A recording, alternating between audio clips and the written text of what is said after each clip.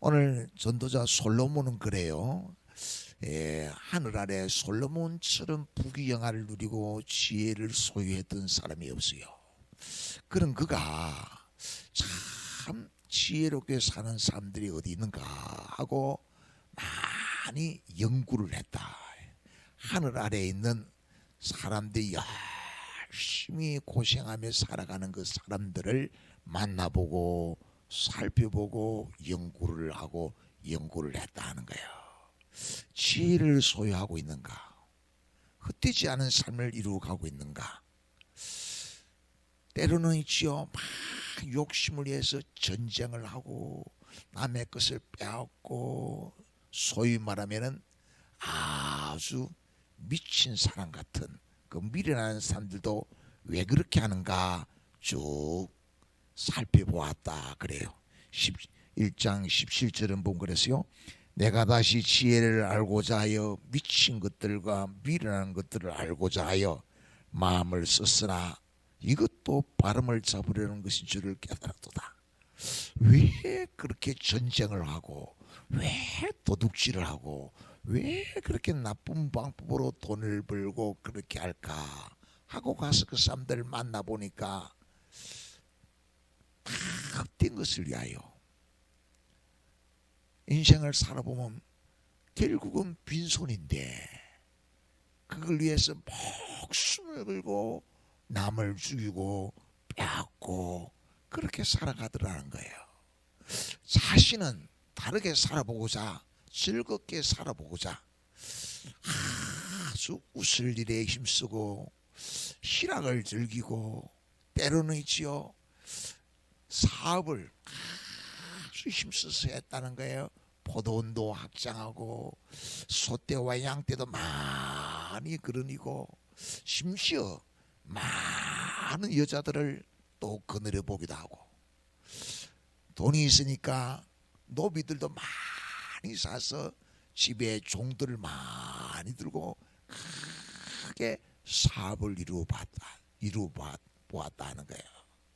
그런데 결국은 뭐냐?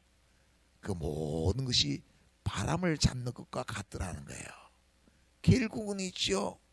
인생이 있죠. 다 삶을 정리하고 마칠 때 되니까 빈손으로 가더라는 거예요. 빈손으로. 그래서 이게 인생이 산다는 것이 이렇게 괴로운 것인가? 왜 이렇게 정신토록 죽음이 올 때까지 살려고 발부둥치고 열심히 잘 살아보려고 힘을 쓰는데 결국 한숨에 흙으로 돌아가는가? 결국 빈손으로 가는가? 하는 것을 연구하고 깨달았는데 그것이 다 하나님이 그렇게 만들었더라 하는 거예요.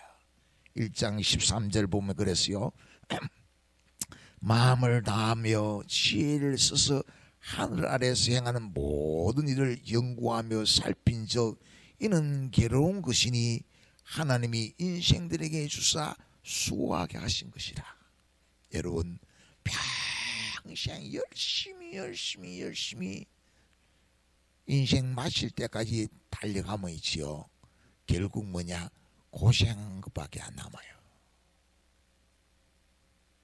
빈손이에요. 빈손. 아무것도 자기 게 없어요. 손에 보면 있지요. 아무것도 없어요. 바람을 잡는 것과 같다 이거예요. 그런데 이것이 하나님이 수고케 한 것이다. 하나님이 그렇게 인생이 살도록 했다는 거예요. 그것은 창세기 3장 19절에서 하나님이 창조주 되신 하나님이 우리에게 생육하고 번성하고 땅을 정복하고 다스리는 복을 주었는데 선악을 알게 한 나무 열매를 따먹지 말라 하는 하나님의 말씀에 불순종함으로 죄의 형벌이 주어졌는데 지어 정신토록 수고하다가 정신토록 먹고 사는 문제를 위해서 애쓰며 고생하다가 결국은 흙에서 왔으니 흙으로 돌아가는 게 하나님이 형벌을 주셨다는 거예요. 아담과 이브의 원죄로 말미암아 곧 지혜자가 다 깨닫는 것은 뭡니까? 하나님이 진짜 복을 주시는 것은 죄로부터 구원한 여자의 후손 예수 그리스도 안에 있는 하나님이 그 복을 주시는데, 이 해 아래에 있는 것이 다 헛되고 헛된 것임을 깨닫고 예수 만나고 예수 안에서 영생의 삶을 누리도록 하는 것이 하나님의 뜻인 것을 지혜자는 깨달았다 하는 거예요.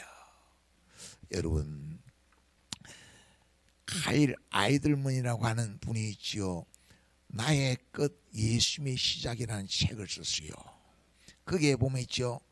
시작하면서 브라이언이라는 인물이 나오는데, 브라이언이 있죠. 이제 다 결혼해가지고 직장생활 열심히 하고 하는 가운데 아들을 하나 낳았어요.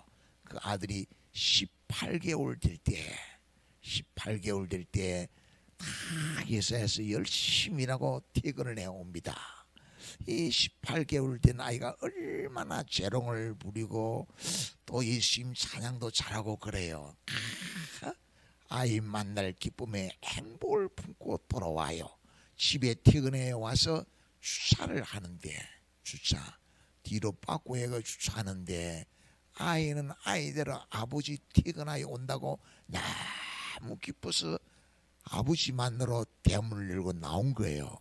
그런데 이 브라이언이 아들이 나왔다는 걸, 뒤에 있다는 걸 못 보고 후진을 하다가 자기 아이를 자기가 쳐서 죽게 합니다. 그걸 이 가일 아이들만이 알고 있거든요. 그런데 어느 날 출근하여 보니까 책상 위에 메모가 온 거예요. 메모가 있어요. 그 메모를 딱 보니까 그 18개월 된 아이를 잃은 그 브라이언으로부터 전화가 왔다는 메모가 딱 있는 거예요. 아, 이 친구가 마음이 심란하니까 전화를 했구나. 그런데 전화는 답을 해줘야겠는데, 전화를 걸어야겠는데, 이 가일 아이들만이 그래 브라이언하고 통화를 하면 자기가 있죠. 위로할 말이 없는 거예요. 그래 마음이 안 됐지. 그 뭐 그게 한 번 두 번이지 지금 상당히 좀 시간이 지냈는데, 자기가 하늘 아래 그 모든 것으로부터 자유하게 할 만한 위로를 줄 게 없는 거예요. 그래서 수화기를 못 들겠어요. 그런데 그래도 이 마음이 얼마나 심란하겠냐. 그래도 전화를 해줘야지 하고 전화를 걸었습니다. 그랬더니 브라이언이 그래 우리 아들은 내가 쳤지 하면서 그간에 이 브라이언이 저 교회 출석도 띄엄띄엄한 거예요.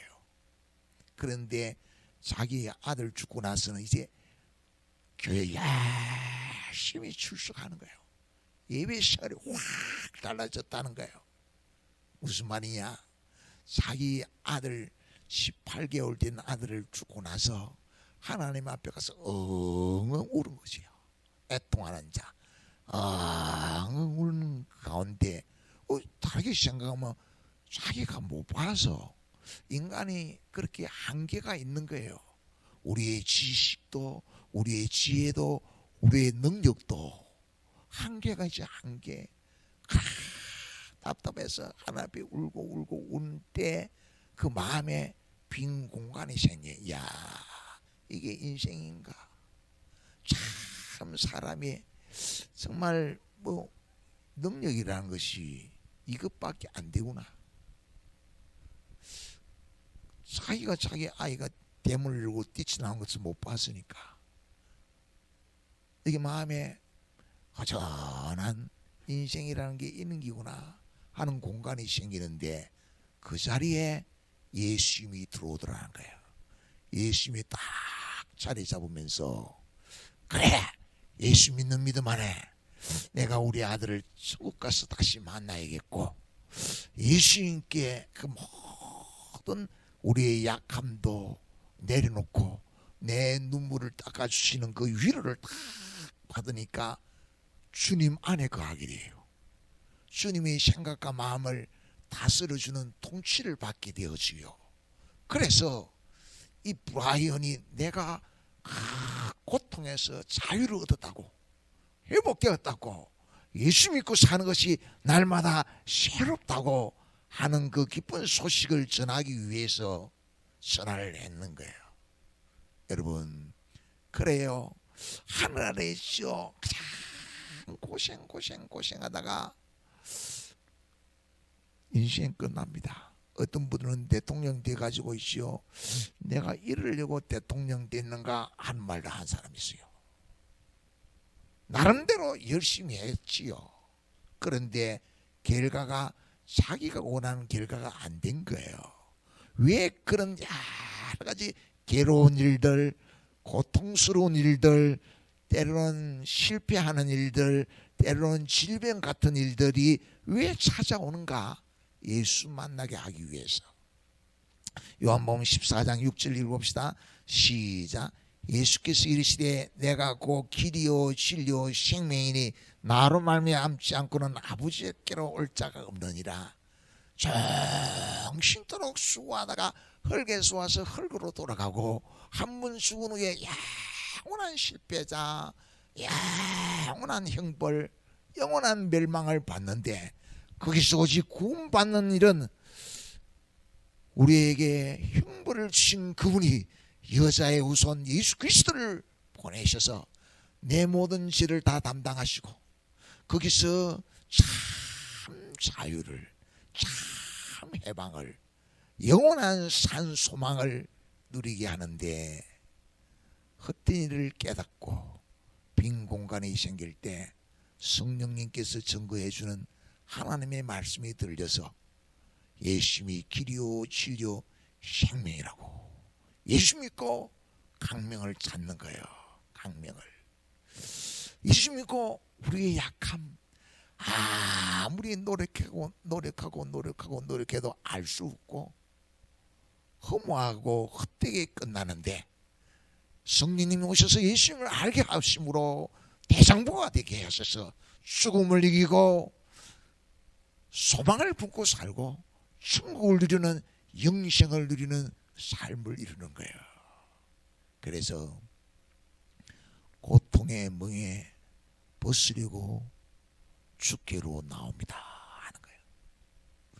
예수님이 주시는 힘을 얻고 하늘 영광을 누리면서 살도록 축복하시는 예수님께 나오는 거예요. 성령님이 우리의 생각과 마음을 지켜주시면서 위로하면서 잘하다고 품어주면서 항상 동행하게 하는 거예요. 따라서 우리는 뭡니까?